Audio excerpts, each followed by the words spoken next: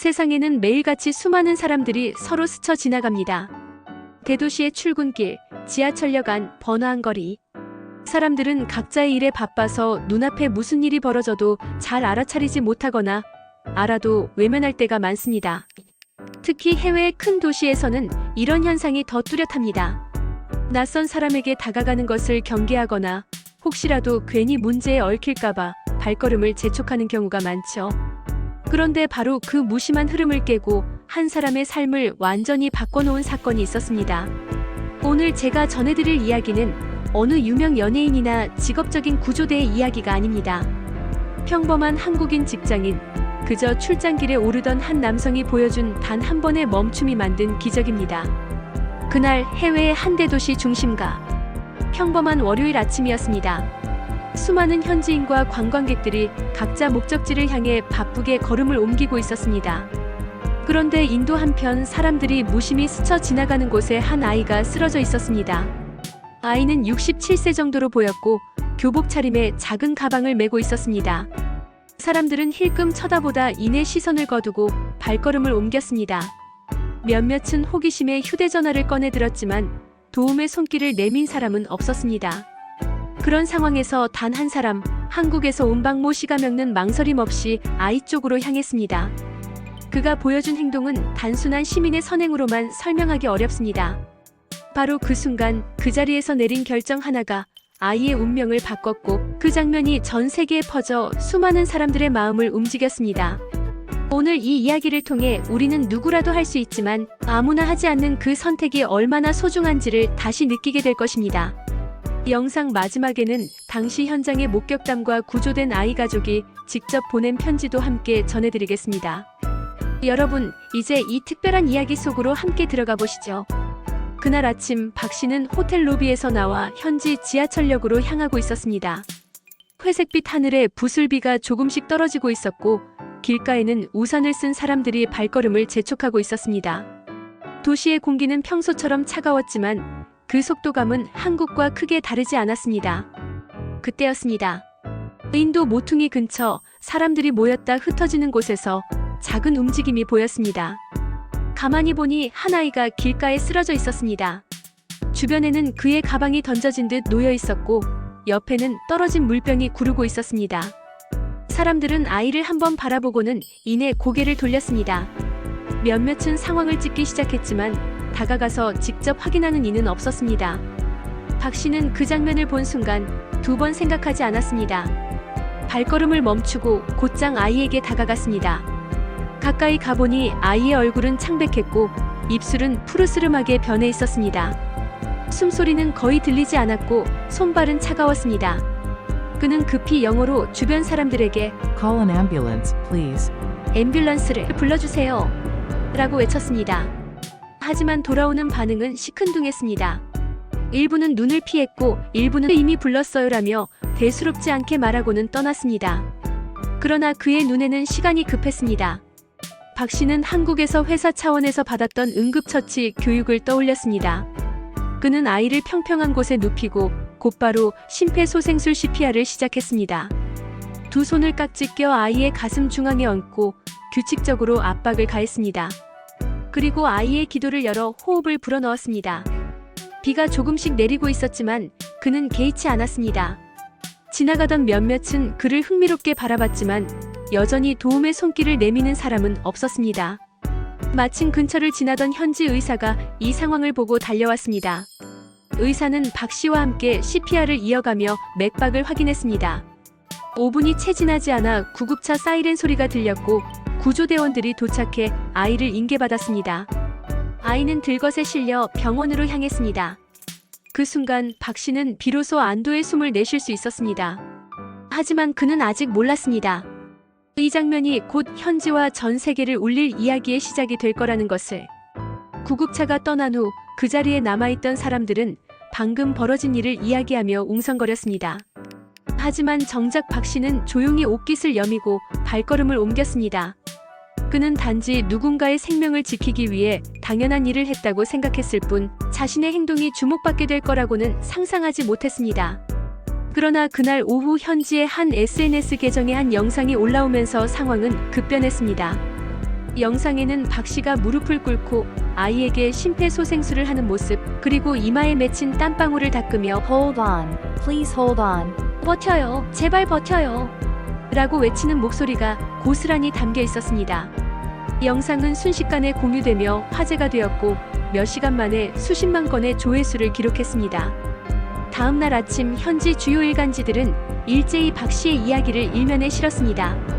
한국인 남성 길가에서 쓰러진 소년을 구하다라는 제목과 함께 박 씨가 CPR을 하는 순간을 담은 사진이 크게 실렸습니다.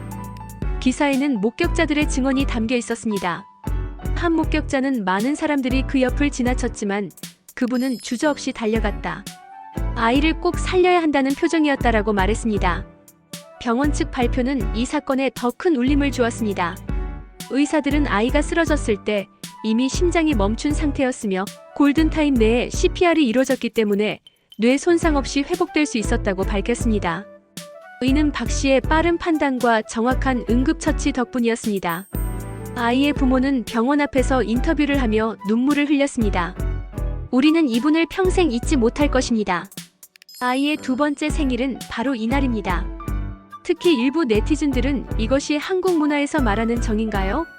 라는 질문을 던지며 한국인들의 따뜻한 시민의식에 대해 관심을 보였습니다. 댓글에는 나는 내 나라에서 이런 장면을 거의 본 적이 없다. 언젠가 내가 위기 상황에 처한다면 저런 사람이 곁에 있기를 바란다는 반응이 이어졌습니다. 이 모든 상황을 알게 된 박 씨는 처음에는 부담을 느꼈습니다. 그는 제가 특별한 일을 한 건 아니고 그저 사람이 쓰러져 있었으니 도운 것뿐이라고 했습니다. 그러나 그의 소박한 대답은 오히려 더 많은 사람들에게 감동을 주었습니다. 한국에서 태어나고 자란 분들이라면 정이라는 단어의 의미를 잘 아실 겁니다. 단순히 친절이나 호의를 넘어 상대방을 내 일처럼 챙기고 돕는 마음. 가족이나 친구뿐 아니라 모르는 사람이라도 어려움에 처하면 그냥 지나치지 않는 그 따뜻한 말입니다. 박 씨는 사건 이후 인터뷰에서 이렇게 말했습니다. 그 상황에서 저뿐만 아니라 많은 한국 사람들이라면 똑같이 행동했을 거예요. 우리는 그렇게 배워왔으니까요. 그의 말에는 허세나 과장이 없었습니다. 어린 시절부터 이웃끼리 서로 반찬을 나누고 낯선 길에서 길을 묻는 사람에게 시간을 내어 알려주며 위급한 상황을 보면 본능적으로 도와주는 문화가 몸에 밴 것이죠. 하지만 현지인들의 시각은 달랐습니다.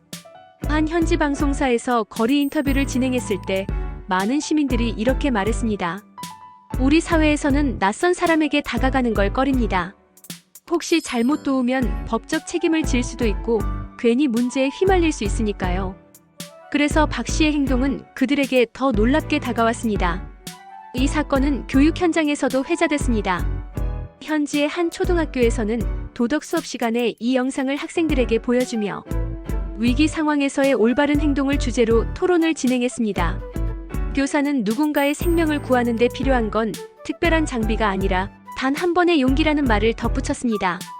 SNS에서는 Be like the Korean man. 한국인처럼 행동하자라는 문구가 유행처럼 번졌습니다. 시민들은 이 문구를 자신의 프로필 사진에 넣거나 티셔츠에 새겨 입기도 했습니다. 현지 신문 칼럼니스트는 이 사건은 단순한 구조 미담이 아니다. 한 사람의 행동이 사회 전체에 긍정적인 영향을 미치는 방식의 교과서적인 사례라고 평가했습니다.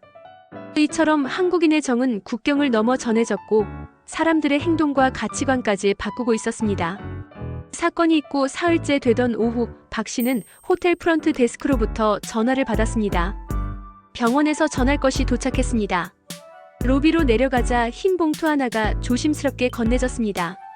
봉투의 겉면에는 또박또박한 글씨로 우리 가족을 살려주신 분께라고 적혀 있었고 모서리는 여러 번 손으로 매만진 듯 둥글게 달아 있었습니다. 봉투를 열자 편지와 함께 아이가 색연필로 그린 작은 그림이 들어 있었습니다. 길바닥에 누워있던 자기 옆에 무릎을 꿇고 있는 어른 한 명, 그 옆으로 달려오는 구급차, 그리고 그림 위에 크게 적힌 고마워요. 서툰 맞춤법과 삐뚤빼뚤한 선들이 오히려 보는 이의 마음을 더 세게 흔들었습니다. 편지에는 아이의 엄마가 정성스럽게 쓴 문장이 이어졌습니다. 당신이 아니었다면 우리 아들은 이제 이 세상에 없었을지도 모릅니다. 낯선 도시에서 아무 이해관계도 없는 우리에게 가장 먼저 손을 내밀어준 사람. 우리는 당신을 평생의 가족처럼 기억하겠습니다. 박 씨는 잠시 로비 의자에 앉아 편지를 몇 번이고 다시 읽었습니다. 허공으로 올라오던 긴장이 조금씩 가라앉고 그날의 비냄새와 아이의 차가운 손, 주변 사람들의 굳은 표정이 한꺼번에 떠올랐습니다. 그는 곧장 병원으로 향했습니다. 집중치료실 앞에서 만난 부모는 연신 고개를 숙이며 손을 잡았습니다. 아버지는 떨리는 목소리로 말했습니다. 아이에게 당신 이야기를 들려줬습니다. 깨어난 첫날 아이가 속삭였습니다. 그 아저씨 다시 보고 싶어. 유리창 너머로 보이는 작은 병상에는 여전히 의료기기들이 연결되어 있었지만 모니터의 그래프는 안정된 파동을 그리고 있었습니다. 담당 의사는 골든타임 안의 심폐소생술 덕분에 후유증 가능성이 크게 낮아졌다고 설명했습니다. 박 씨는 크게 숨을 들이켰고 그제야 마음 한쪽 깊은 곳에서 느린 안도감이 올라왔습니다. 며칠 뒤 주재대사관에서 조촐한 감사장 수여식이 열렸습니다. 현지 경찰과 소방 관계자, 병원 의료진, 그리고 아이 가족이 함께 자리를 채웠습니다. 누군가는 박 씨에게 사례금을 제안했지만 그는 정중히 사양했습니다. 제가 할 일을 했을 뿐입니다. 혹시 마음을 전하고 싶으시다면 아이 이름으로 지역 아동병원이나 학교, 심폐소생술 교육기금에 기부해주세요. 말이 끝나자 행사장 안은 잠시 조용해졌고 이내 자연스러운 박수가 번져나갔습니다. 그날 사진 한 장이 남았습니다. 아이가 그려준 그림을 품에 안은 채 어색하게 웃는 박 씨의 모습. 과장 없는 표정이어서 더 오래 기억되는 사진이었죠. 이 일은 조용하지만 꾸준한 파장을 일으켰습니다. 사건이 벌어진 그 거리에는 자동심장 충격기 위치를 알리는 표지판이 새로 붙었고 건물 관리자들은 비상용 장비 점검 주기를 앞당겼습니다. 인근 초등학교에서는 토요일마다 보호자와 학생이 함께 듣는 안전교육 프로그램이 만들어졌습니다. 세 분의 약속이라는 이름으로 멈춰서 둘러보기, 주변에 도움을 요청하기, 가능한 범위의 응급조치를 시도하기, 이 세 가지를 몸으로 익히는 수업이었습니다. 처음에는 10명 남짓 모이던 교실이 한 달이 지나자 복도까지 줄이 이어졌고 지역 방송은 낯선 도시의 시민들이 서로의 생명을 지키는 법을 다시 배우고 있다고 보도했습니다. 한국에서도 반향이 있었습니다. 박 씨의 회사는 연 1회 진행하던 안전교육을 분기별로 확대했고 동료들은 자발적으로 야근을 마친 뒤 교육실에 모여 실습을 반복했습니다. 괜히 큰일에 얽힐까봐 두렵다던 목소리는 그래도 내가 옆에 있다면 누군가의 분을 벌 수 있다는 말로 바뀌었습니다. 박 씨는 사람들의 과한 칭찬 앞에서 늘 몸을 낮췄습니다. 그날의 저는 특별한 사람이 아니었습니다. 다만 수많은 그날에 나가 이 도시에 많아졌으면 좋겠습니다. 어느 저녁 병원 옥상 정원에서 작은 만남이 있었습니다. 바람이 부드럽게 불고 멀리 해가 지고 있었습니다. 아이는 보호자의 손을 잡고 천천히 걸음을 내디뎠고 박 씨를 보자 잠시 멈춰 섰습니다. 한동안 서로를 바라보던 아이가 조심스레 다가와 작은 상자를 내밀었습니다. 색종이로 접은 별들이 가득한 상자였습니다. 아저씨, 이건 제가 만든 약속이에요.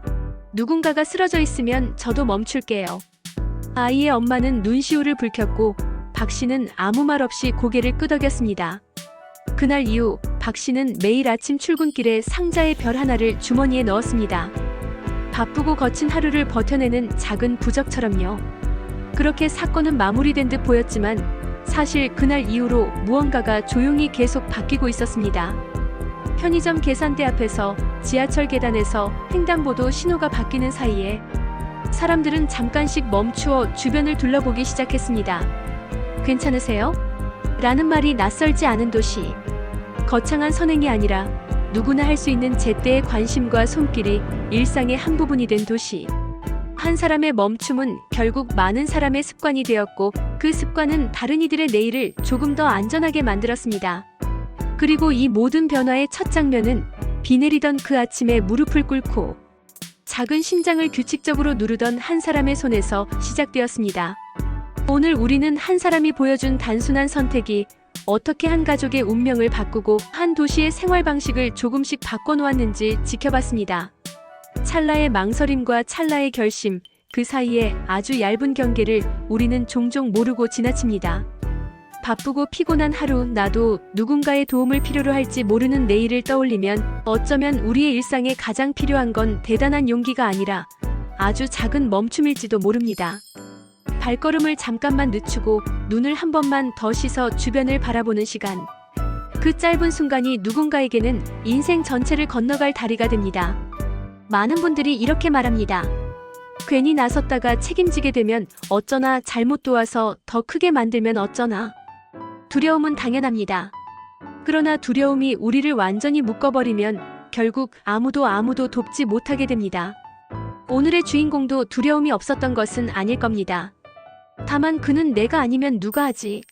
라는 마음으로 한 걸음 먼저 움직였고 그 한 걸음이 다른 수많은 발걸음을 불러냈습니다. 그 결과 학교에 안전 수업이 생기고 건물에 표지판이 붙고 사람들이 서로에게 괜찮으세요? 라고 묻는 작은 습관이 퍼졌습니다. 우리는 그 변화를 통해 배웁니다. 선행은 큰 소리가 아니라 반복되는 낮은 목소리에서 자란다는 것을요. 여러분도 언젠가 비슷한 장면과 마주할 수 있습니다. 그때를 위해 우리가 미리 할 수 있는 일들을 기억해 주세요. 가까운 주민센터나 보건소, 적십자 지부에서 진행하는 안전교육 일정을 알아보고 하루만 시간을 내어 기초 심폐소생술을 몸으로 익혀두는 것, 집과 직장 주변의 자동심장 충격기 위치를 눈에 익혀두는 것, 비상시 연락처를 휴대전화 즐겨찾기에 저장해 두는 것. 모두 거창하지 않지만 그 순간에 당신을 움직이게 해줄 준비입니다. 완벽해질 필요는 없습니다. 오늘 이야기의 주인공도 완벽해서가 아니라 불완전한 상태에서 먼저 손을 내밀었기 때문에 누군가의 내일이 이어졌습니다. 그리고 한 가지 더. 우리는 누군가의 영웅이 되기 위해 살아가는 것이 아니지만 누군가에게 단 한 번의 영웅이 될 기회는 생각보다 자주 찾아옵니다. 장바구니를 들고 휘청이는 노인에게 의자를 끌어주는 일, 비 오는 날 버스 정류장에서 떨고 있는 아이에게 우산을 씌워주는 일, 밤길에서 넘어져 당황한 사람에게 휴지를 건네고 동행해주는 일. 어떤 일은 뉴스가 되고 대부분의 일은 아무도 모르게 사라지겠지만 그 쌓여가는 무명의 순간들이 우리 사회의 바닥을 든든히 받쳐주는 진짜 힘입니다. 이제 영상을 마무리하려 합니다. 오늘 이야기가 여러분의 마음속에 작은 메모처럼 남아 내일의 삶을 단단하게 지탱해 주길 바랍니다. 혹시 이 영상이 의미 있었다면 지금 바로 가족과 지인에게 공유해 주세요. 여러분의 공유 한 번이 누군가에게 필요한 지식을 전하고 또 다른 용기의 씨앗이 될 수 있습니다. 앞으로도 저희 채널은 해외 곳곳에서 피어난 온기, 우리 이웃들의 조용한 선해, 그리고 우리가 잊지 말아야 할 삶의 가치를 담아 전하겠습니다. 구독과 좋아요, 알림 설정은 저희에게 큰 힘이 됩니다. 덕분에 더 많은 분들께 좋은 이야기를 꾸준히 전할 수 있습니다. 시청해주신 모든 분들께 진심으로 감사드립니다. 다음 영상에서 또 뵙겠습니다. 건강하세요.